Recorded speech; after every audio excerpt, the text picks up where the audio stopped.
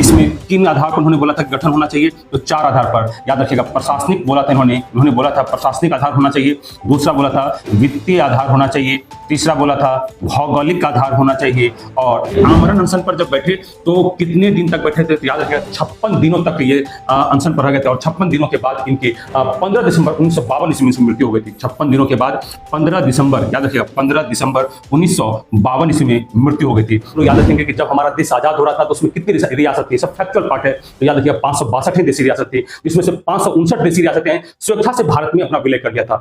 3 देशी रियासत ऐसी थी जो हमें अपने भारत में लाने के लिए कठिनाई हुई थी। इसमें पहला था जूनागढ़, दूसरा हैदराबाद और तीसरा जम्मू कश्मीर। जूनागढ़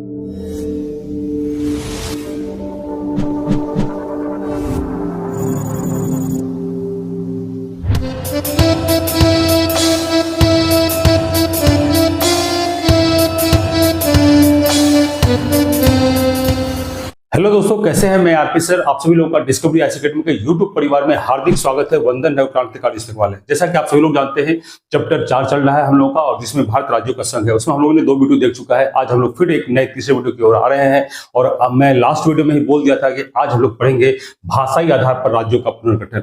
चलिए आज हम लोग इसमें भी एक से एक इंटरेस्टिंग बात को जानेंगे और देखेंगे। सबसे पहले याद रखिएगा दोस्तों, हमारे भारत देश में राज्यों के पुनर्गठन के लिए मांग कब से उठी थी और इसी क्रम में कौन राष्ट्रपति थे, कब इसके लिए समिति की गठित हुई थी, उन तमाम बिंदुओं को हम लोग देखेंगे।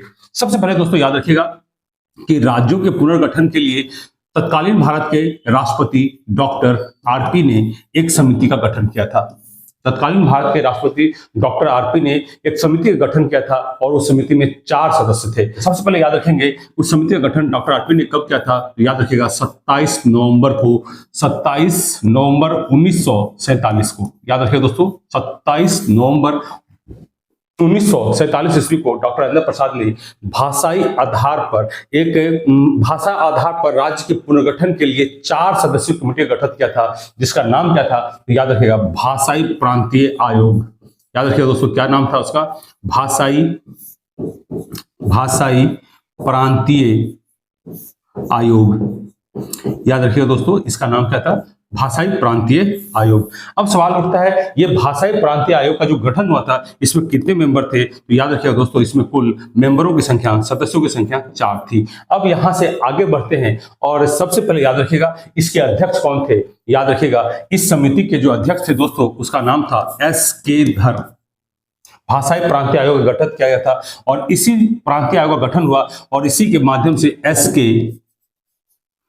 धर आयोग का गठन हुआ था। ये ध्यान रखिएगा, एस.के. धर आयोग इसके अध्यक्ष थे और इसमें इन्होंने क्या सुझाव दिया था, याद रखिएगा इन्होंने कहा था कि नहीं, राज्यों का निर्माण भाषा के आधार पर नहीं होना चाहिए, जबकि प्रशासनिक, भौगोलिक और वित्तीय और विकास के आधार पर 4 तत्वों को इन्होंने बल दिया था। क्या क्या था दोस्तों, इन्होंने भाषा के आधार पर राज्य का गठन का विरोध किया था। याद रखिएगा एस.के. धर ने भाषा के आधार पर राज्य के गठन का विरोध किया था। इसमें किन आधार पर उन्होंने बोला था कि गठन होना चाहिए, तो 4 आधार पर। याद रखिएगा प्रशासनिक बोला था इन्होंने बोला था प्रशासनिक आधार होना चाहिए, दूसरा बोला था वित्तीय आधार होना चाहिए, तीसरा बोला था भौगोलिक आधार होना चाहिए और चौथा बोला था दोस्तों, तीसरा होना था भौगोलिक और चौथा होना था दोस्तों कि विकास का आधार, विकास के एजेंडा को बल देना था। एस.के. धर आयोग ने भाषा के आधार पर राज्यों के गठन की मांग का विरोध किया था और इन्होंने जो अपनी रिपोर्ट सौंपा था, उस रिपोर्ट में इन्होंने प्रशासनिक आधार, वित्तीय आधार, भौगोलिक आधार और विकास के आधार का सुझाव दिया था। याद रखिएगा इसके बाद एस.के. धर आयोग के बाद जे.वी.पी. समिति का गठन हुआ था दोस्तों, ये ध्यान रखिएगा। इसके बाद जिसका गठन हुआ था, याद रखिएगा जे.वी.पी. समिति का गठन हुआ था और जे.वी.पी. में 3 मेंबर थे। याद रखिएगा कितने मेंबर थे दोस्तों, 3 सदस्य थे। और इसमें कौन कौन सदस्य थे, तो याद रखिएगा पहला था पंडित जवाहरलाल नेहरू, दूसरा थे सरदार वल्लभ भाई पटेल और तीसरा था पट्टाभी सीतारमैया। अब सवाल उठता है इन्होंने क्या किया था। याद रखिएगा इस समिति ने भी भाषा के आधार पर राज्य के पुनर्गठन का विरोध किया था। इन्होंने भी जो अपना रिपोर्ट सौंपा, इन्होंने बताया था कि भाषा के आधार पर राज्य का पुनर्गठन नहीं होना चाहिए। ये ध्यान रखिएगा, इन्होंने भी इसका विरोध किया था। अब क्या हुआ, तो याद रखिएगा अब सवाल उठेगा कि ये जो अपना रिपोर्ट सौंपा था, ये कभी कभी पूछा जाता है कि कब इन्होंने अपना रिपोर्ट कब सौंपा था, तो याद रखिएगा 1 अप्रैल 1949 ईस्वी को, 1 अप्रैल 1949 ईस्वी को उन्होंने अपना रिपोर्ट सौंपा था और इस रिपोर्ट में उन्होंने कहा था कि भाषा के आधार पर राज्यों का पुनर्गठन नहीं होना चाहिए। लेकिन इसके बाद क्या हुआ, इसके बाद जो है इसके बाद आंदोलन तेज हो गया और एक मद्रास क्षेत्र में, इसके बाद दोस्तों आंदोलन तेज हो गया मद्रास क्षेत्र में। तेलुगु भाषाई लोगों ने भाषा के आधार पर नए राज्य के गठन की मांग की और इसका समर्थन मद्रास क्षेत्र में तेलुगु भाषा बोलने वाले लोगों ने राज्य के पुनर्गठन की मांग का शुरुआत किया और आंदोलन तेज हुआ और इसका समर्थन एक व्यक्ति थे जिसका नाम था पोट्टी श्री रामालुलु, याद रखिएगा, पोट्टी श्री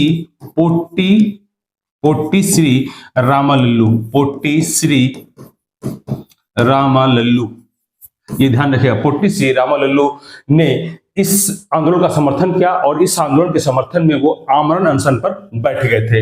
यही व्यक्ति आमरण अनशन पर बैठ गए थे, ये ध्यान रखिएगा।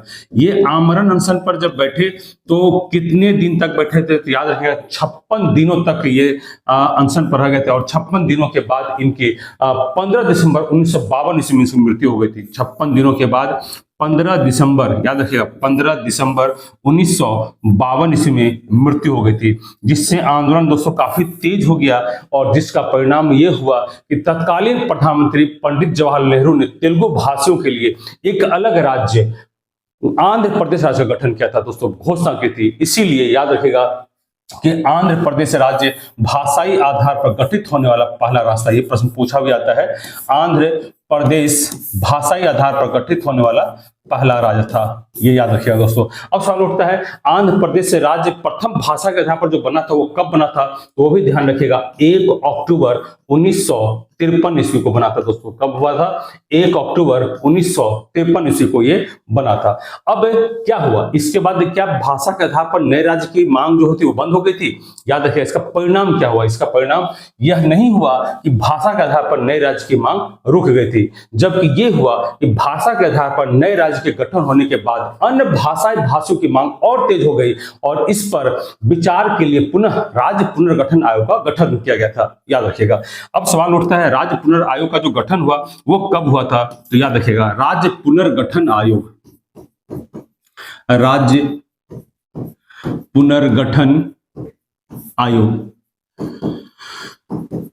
देखिए दोस्तों राज्य पुनर्गठन आयोग। अब सवाल उठता है राज्य पुनर्गठन आयोग कब गठित हुआ था, तो याद रखिएगा 1953 में गठित हुआ था और इसमें कितने मेंबर थे, तो याद रखिएगा इसमें 3 सदस्य थे दोस्तों। इसमें कितने सदस्य थे? इसमें 3 सदस्य थे, ये ध्यान रखिएगा। अब यहां पर सवाल उठता है कि इसमें जो 3 सदस्य थे वो कौन कौन थे, तो याद रखिएगा पहला था फजल अली, के.एम. पन्नीकर और हृदयनाथ कुंजरू। फजल अली ये जज थे, न्यायमूर्ति थे, ये न्यायमूर्ति फजल अली, के.एम. पन्नीकर और हृदयनाथ कुंजरू, याद रखिएगा 3 सदस्य थे इसमें दोस्तों। इसमें थे एक फजल अली थे, फजल अली, फिर थे H.N. कुंजरू, हृदयनाथ कुंजरू इनका पूरा नाम था, हृदयनाथ कुंजरू, और फिर था के.एम. पन्नीकर, के.एम. पन्नीकर। अब सवाल उठता है कि राज्य पुनर्गठन आयोग जो 1953 में गठित हुआ था, ये 3 सदस्य थे, इसमें अध्यक्ष कौन थे, तो याद रखिएगा इसमें अध्यक्ष थे न्यायमूर्ति फजल अली, ये याद रखिएगा यही अध्यक्ष थे। ये प्रश्न पूछा भी जाता है, न्यायमूर्ति फजल अली इस आयोग के अध्यक्ष थे।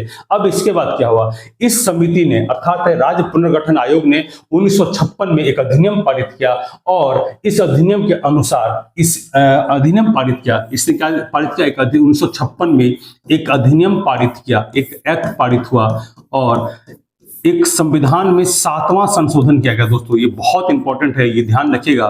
संविधान में एक 7वां संशोधन किया गया, 7वां संविधान संशोधन हुआ। कब हुआ था दोस्तों? याद रखिएगा 1956 में हुआ था, मैं पहले भी बताया था कब हुआ था, 1956 में हुआ था। और इसमें भारत में राज्यों के 4 प्रवर्ग थे। मूल संविधान में जो भारत के राज्य की 4 श्रेणियां थी, अ, ब, स, द, उसे समाप्त करके 14 राज्य और 6 केंद्र शासित प्रदेश बनाए गए थे। 14 राज्य और 6 केंद्र शासित प्रदेश बनाए गए थे। बहुत इंपॉर्टेंट है दोस्तों, प्रश्न पूछेगा। राज्य पुनर्गठन आयोग जो है संविधान में एक 1956 का अधिनियम बना था और इसके तहत संविधान में संशोधन हुआ, 7वां संविधान संशोधन 1956, और इसी के तहत मूल संविधान में जो राज्यों की 4 श्रेणियां थी, अ, ब, स, द, उसे समाप्त कर दिया गया और 14 राज्य और 6 केंद्र शासित प्रदेश बनाए गए थे दोस्तों। ये काफी इंपॉर्टेंट है और प्रश्न पूछा भी जाता है। अब सवाल उठता है, क्या इतना होने के बाद फिर भाषा के आधार पर नए राज्य के गठन की मांग बंद हो गई? तो याद रखिएगा नहीं, उपरोक्त अधिनियम बनने के बाद भी आज भी अभी वर्तमान में भाषा के आधार पर नए राज्य के निर्माण की गठन की प्रक्रिया जारी है।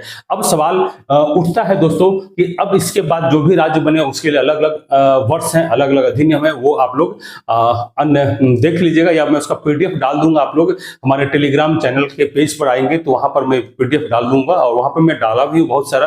तो जितने भी है हमारे डिस्क्रिप्शन में देखिएगा, चैनल के डिस्क्रिप्शन में जाइएगा तो वहां पर टेलीग्राम चैनल का फर्स्ट में या सेकंड में ही दिया हुआ है लिंक, वहां से आप टेलीग्राम चैनल से जुड़े और वहां पर आपको सारे इसके पीडीएफ मटेरियल मिल जाएंगे। अब सवाल उठता है कि हमारे संविधान में 14वां संविधान संशोधन 1962, एक एक करके देखेंगे इसमें क्या हुआ था। दोस्तों याद रखिएगा 14वां संविधान संशोधन 1962, 14वां संविधान संशोधन 1962, ये क्यों इंपॉर्टेंट है और क्यों चर्चा में? याद रखिएगा 14वां संविधान संशोधन अधिनियम 1962, इस अधिनियम को पांडिचेरी का नाम सुने होंगे दोस्तों। प्रश्न पूछता है पांडिचेरी को भारत का 7वां केंद्र शासित राज्य कब बनाया गया था और किस संशोधन से बनाया गया था? तो इसी संशोधन के तहत बनाया था। पांडिचेरी को 7वां केंद्र शासित प्रदेश 14वां संविधान संशोधन 1962 के तहत ही बनाया गया था। अब याद रखिएगा 4 और हैं जो यूटी की बात करने वाले हैं, पांडिचेरी, माहे, यानम और करिकाल। इसके अलावा है दोस्तों पांडिचेरी 4 हैं, पहला है पांडिचेरी, फिर है माहे, फिर है यानम और फिर है करिकाल। पांडिचेरी, माहे, यानम और करिकाल, ये 4 क्षेत्र हमारे यहाँ कब शामिल हुए थे? तो याद रखिएगा दोस्तों ये 1954 में हम लोग इसे प्राप्त किए थे। दोस्तों याद रखिएगा इसे 1954 में हम लोग किससे? फ्रांस से लिए थे। ये भी ध्यान रखिएगा दोस्तों, इसे हम लोग किससे प्राप्त किए थे? फ्रांस से प्राप्त किए थे। ये बहुत फ्रांसीसियों उपनिवेश से हम लोग समझौता करके इसे लिए थे।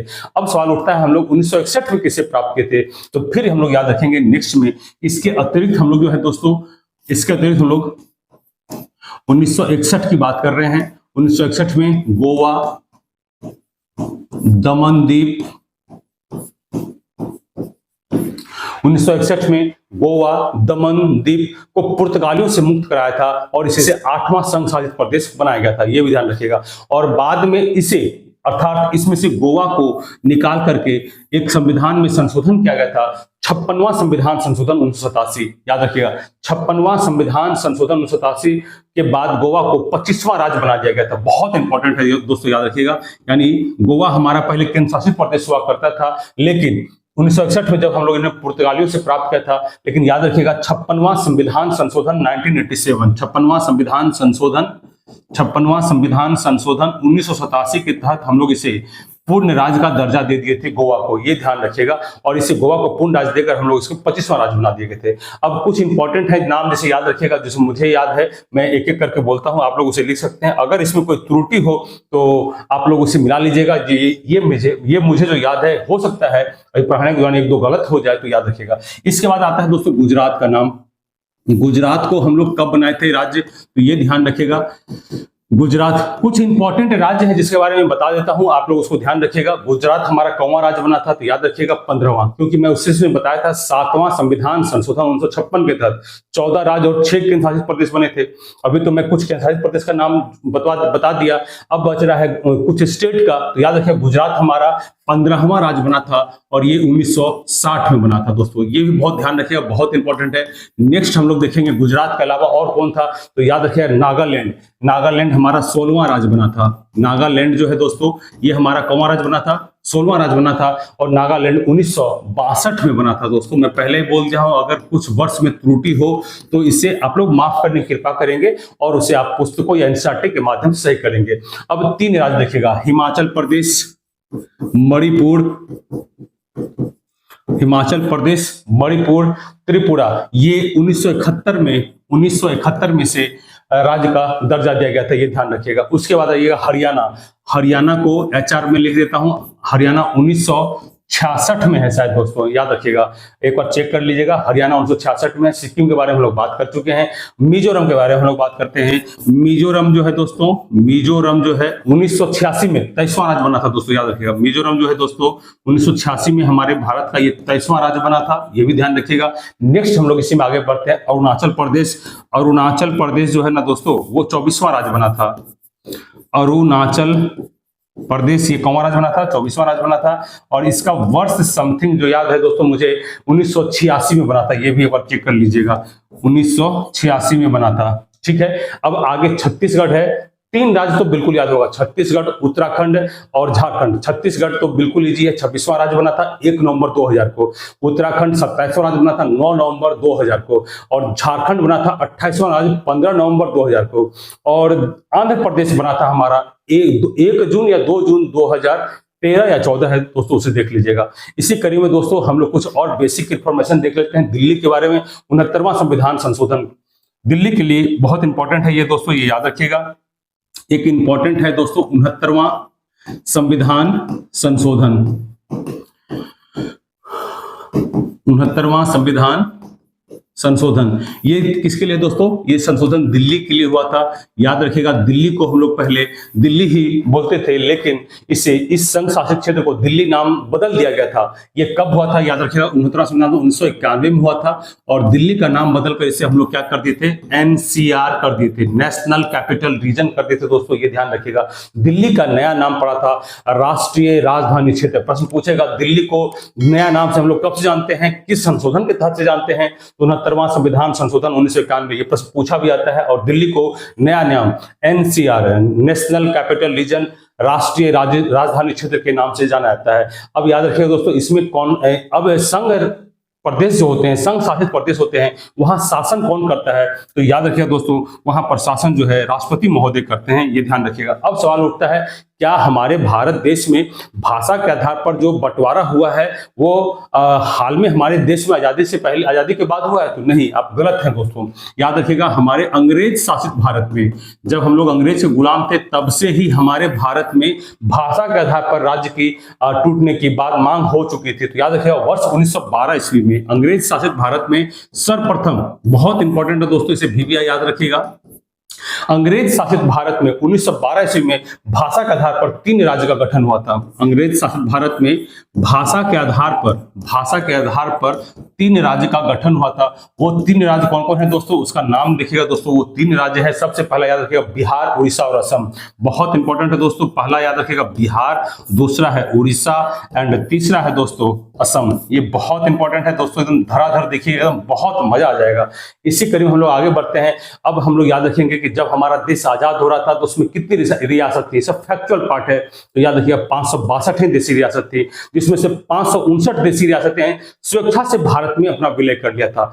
3 देशी रियासत ऐसी थी जो हमें अपने भारत मिलाने के लिए कठिनाई हुई थी, जिसमें पहला था जूनागढ़, दूसरा हैदराबाद और तीसरा जम्मू कश्मीर। जूनागढ़ में जनमत संग्रह हुआ था, वो हमारे यहाँ मिल गया था। हैदराबाद में सैनिक कार्रवाई हुई थी। और जम्मू कश्मीर जो था दोस्तों, वहां पर पाकिस्तानी काबिलाई आक्रमणकारी आक्रमण किए थे, उसके बाद उसे हमारे देश में शामिल किया गया था। इसी कड़ी में हम लोग एक इंपॉर्टेंट और है बटलर समिति, उसे भी हम लोग देख लेते हैं दोस्तों, उसके बाद इस अध्याय का समापन होगा।